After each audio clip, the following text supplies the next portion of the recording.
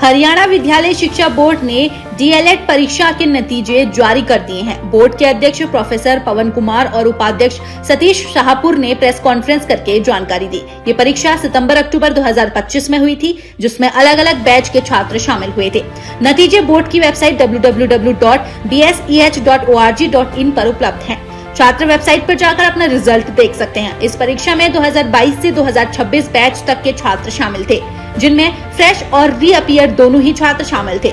इसके साथ ही 2020, 2022 और 2021-23 बैच के छात्रों को भी मर्सी चांस दिया गया था। उन्होंने बताया कि डीएलएड परीक्षा में प्रदेश भर में कुल 23,628 छात्र अध्यापक शामिल हुए। उन्होंने बताया कि डीएलएड प्रवेश वर्ष 2022-24 प्रथम वर्ष रीअपियर में 457 छात्र अध्यापक प्रविष्ट हुए, जिनमें से 296 उत्तीर्ण रहे, जिनकी पास प्रतिशतता 64.77 रही है। डीएलएड प्रवेश वर्ष 2022-24 द्वितीय वर्ष रीअपियर में 1102 छात्र अध्यापक शामिल हुए, जिनमें से 879 उत्तीर्ण रहे, जिनकी पास प्रतिशतता 79.76 रही है। उन्होंने बताया कि डीएलएड प्रवेश वर्ष 2023-25 प्रथम वर्ष रीअपियर में 385 छात्र अध्यापक शामिल हुए, जिनमें से 252 उत्तीर्ण रहे, जिनकी पास प्रतिशतता 65.45 रही है। डीएलएड प्रवेश वर्ष 2023-25 द्वितीय वर्ष नियमित में 1594 छात्र अध्यापक प्रविष्ट हुए, जिनमें से 985 उत्तीर्ण रहे, जिनका पास प्रतिशतता 61.79 रही है। डीएलएड प्रवेश वर्ष 2024-26 प्रथम वर्ष नियमित में 19,993 छात्र अध्यापक शामिल हुए, जिनमें से 13,214 उत्तीर्ण रहे, जिनकी पास प्रतिशतता 66.09 रही है। उन्होंने बताया कि डीएलएड प्रवेश वर्ष 2020-22 प्रथम वर्ष मर्सी चांस की पास प्रतिशतता 80 तथा द्वितीय वर्ष मर्सी चांस की पास प्रतिशतता 100% रही है। इसके अतिरिक्त डीएलएड प्रवेश वर्ष 2021-23 प्रथम वर्ष मर्सी चांस की पास प्रतिशतता 71.43 तथा द्वितीय वर्ष मर्सी चांस की पास प्रतिशतता 88.89% रही है। उन्होंने बताया कि छात्र अध्यापकों की परफॉर्मेंस शीट शिक्षण संस्थाओं की लॉगिंग आईडी पर भेजी जाएगी। इस परीक्षा में रीअपियर रहे छात्र अध्यापक आगामी परीक्षा के लिए 5 दिसंबर से संबंधित संस्था की लॉगिन आईडी के माध्यम से ऑनलाइन आवेदन कर सकते हैं। उन्होंने बताया कि इस परीक्षा परिणाम में रीअपियर रहे छात्र अध्यापकों की परीक्षा फरवरी-मार्च 2026 में कराई जाएगी। इस परीक्षा के लिए ऑनलाइन आवेदन करने के लिए तिथियां निर्धारित कर दी गई हैं। रीअपियर परीक्षा के लिए शुल्क 800 रुपए प्रति विषय है। एक से अधिक विषयों में रीअपियर है तो परीक्षा शुल्क प्रति विषय 200 रुपए अतिरिक्त देय होगा और अधिकतम परीक्षा शुल्क 2000 रुपए प्रति छात्र अध्यापक होगा। संबंधित शिक्षण संस्थान बिना विलंब शुल्क 5 दिसंबर से 19 दिसंबर तक ऑनलाइन आवेदन करना सुनिश्चित करें। इसके पश्चात 100 रुपए विलंब शुल्क सहित 20 दिसंबर से 26 दिसंबर, 300 रुपए विलंब शुल्क सहित 27 दिसंबर से 2 जनवरी तथा 1000 रुपए विलंब शुल्क सहित 3 जनवरी से 9 जनवरी तक ऑनलाइन आवेदन कर सकते हैं। सभी संबंधित संस्थाएं निर्धारित तिथियों में ही ऑनलाइन आवेदन प्रक्रिया पूर्ण करना सुनिश्चित करें। इसके उपरांत आवेदन का अवसर नहीं दिया जाएगा।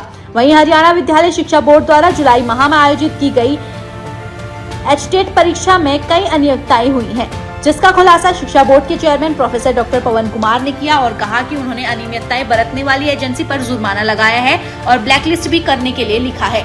चेयरमैन डॉक्टर पवन कुमार ने कहा कि एचटेट परीक्षा के सेंटरों के अंदर लोग मोबाइल फोन लेकर गए हुए मिले हैं। सेंटरों की वीडियो भी में ये सामने आया है। वहीं सेंटर सुपरवाइजर के रूम में भी सीसीटीवी की एलईडी स्क्रीन नहीं लगाई गई थी, जिसके कारण सीसीटीवी मुहैया करवाने वाली एजेंसी पर जुर्माना लगाया गया है। वहीं एचटेट परीक्षा के करीब 3.5 महीने बाद जारी किया गया था।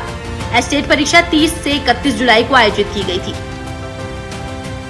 पहले आप सभी को 26 नवंबर के उपलक्ष्य में संविधान दिवस की हार्दिक शुभकामनाएं। और मैं यही अपेक्षा करता हूं कि गणतंत्र में और अपने संविधान में हमारा सबका ऐसे विश्वास बना रहे और इसी प्रकार से हम इसके बताए गए नियमों पर चलते रहें। जहां तक सवाल आज का प्रेस कॉन्फ्रेंस का या मेरा यहाँ उपस्थित होने का है, इसमें मैं बताना चाहूँगा कि हरियाणा विद्यालय शिक्षा बोर्ड ने अभी जो मर्सी चांस के आधार पर अक्टूबर 2025 में डीएलएड यानी डिप्लोमा इन एलिमेंट्री एजुकेशन की परीक्षाएं ली थी, उसका रिजल्ट आज घोषित करने जा रहा है।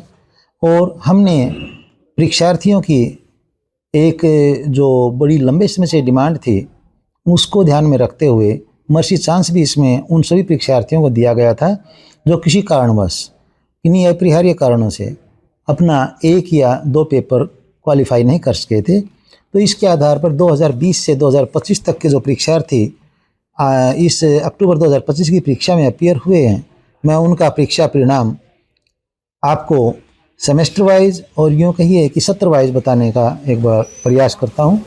2020 से 22 का जो शिक्षा स्तर रहा है उसमें प्रथम वर्ष में जो परीक्षार्थी अपीयर हुए थे उनका परीक्षा परिणाम 80% रहा है।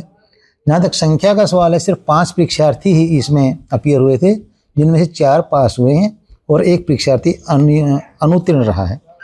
इसी प्रकार से जो सेकेंड ईयर का 2020-22 के सत्र का परीक्षा परिणाम है उसका परीक्षा परिणाम 100% रहा है।